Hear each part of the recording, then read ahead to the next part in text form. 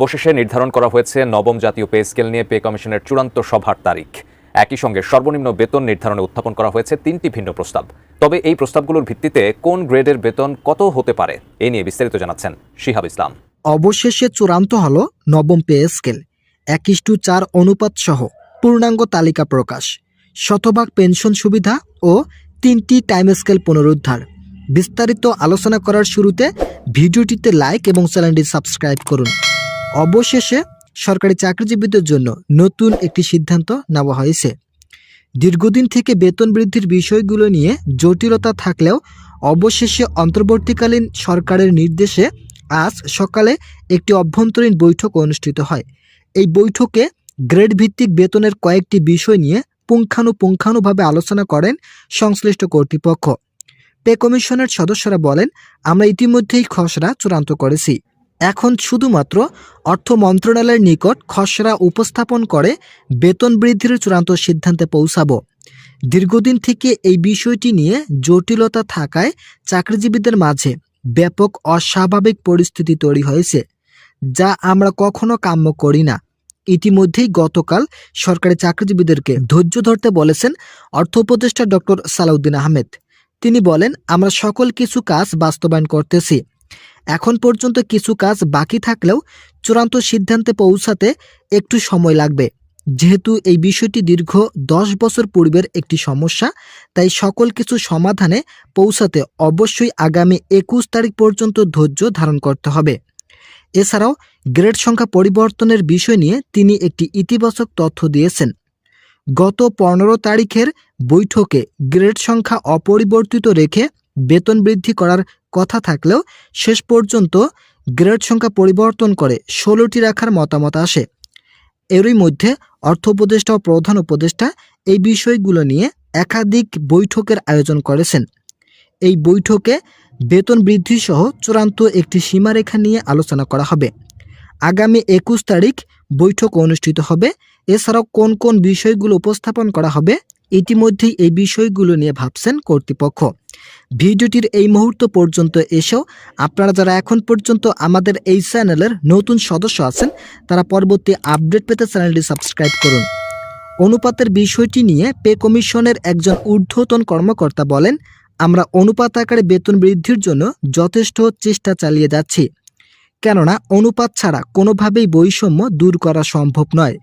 যেহেতু প্রধান উপদেষ্টা এই বিষয়টি নিয়ে খুবই ইতিবাচক পদক্ষেপে আছেন, তাই তার দিক বিবেচনায় নিয়ে অনুপাত আকারে বেতন বৃদ্ধির চূড়ান্ত সিদ্ধান্ত নেওয়া হচ্ছে। প্রধান উপদেষ্টা ইতিমধ্যেই অর্থ উপদেষ্টার সঙ্গে ফোন আলাপের মাধ্যমে একটি গুরুত্বপূর্ণ বিষয় আলোচনা করেছেন। সেখানে অনুপাত ও গ্রেড সংখ্যা পরিবর্তনের বিষয়টি নিয়ে আলোচনা করা হয়। প্রধান উপদেষ্টা বলেন, 2015 সালে সর্বশেষ যখন 8ম বেতন স্কেল কার্যকর করা হয়, তখন অনুপাত আকারে বেতন বৃদ্ধি করা হয়নি। এতে করে যারা নিম্ন গ্রেডের কর্মচারী আছেন তারা অত্যাধিক হারে বৈষম্যের শিকার হয়েছেন। তাই এবার যদি অনুপাত আকারে বেতন বৃদ্ধি করা না হয়, তাহলে কোনোভাবেই সরকারি চাকরিজীবীরা লাভবান হতে পারবেন না। বিশেষ করে কর্মচারীদের বিষয়ে এটি বলা হয়েছে। ইতিমধ্যেই একটি সূত্র জানিয়েছে যে বেতন বৃদ্ধি করার বিষয়টি খুবই জটিল একটি প্রক্রিয়া ছিল, কিন্তু আমরা এই বিষয়টি নিয়ে সমাধানের লক্ষ্যে বেশ কিছু পদক্ষেপ নেই। সেখানে কিভাবে বেতন বৃদ্ধি করা হবে এবং বেতন বৃদ্ধি করলে কর্মচারীরা কতটুকু লাভবান হবেন, এই বিষয়গুলো নিয়ে ধারাবাহিকভাবে আলোচনা করা হয়। প্রধান উপদেষ্টার নেতৃত্বে পে কমিশনের চেয়ারম্যান জাকির আহমেদ খান এরই মধ্যে আগামী রবিবার অভ্যন্তরীণভাবে আরও একটি বৈঠকের আয়োজন করেন। তিনি বলেন, আমরা এই বৈঠকে আমাদের রিপোর্ট উপস্থাপন করব। রিপোর্টে বেতন বৃদ্ধির বিষয় চূড়ান্তভাবে তুলে ধরা হবে।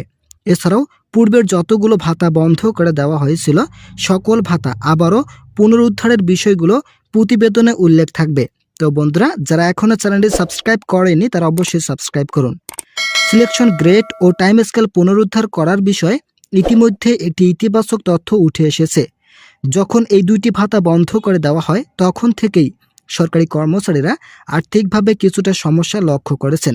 তাই পে কমিশন এবার সিদ্ধান্ত নিয়েছেন এই দুইটি ভাতা পুনরায় চালু করবেন।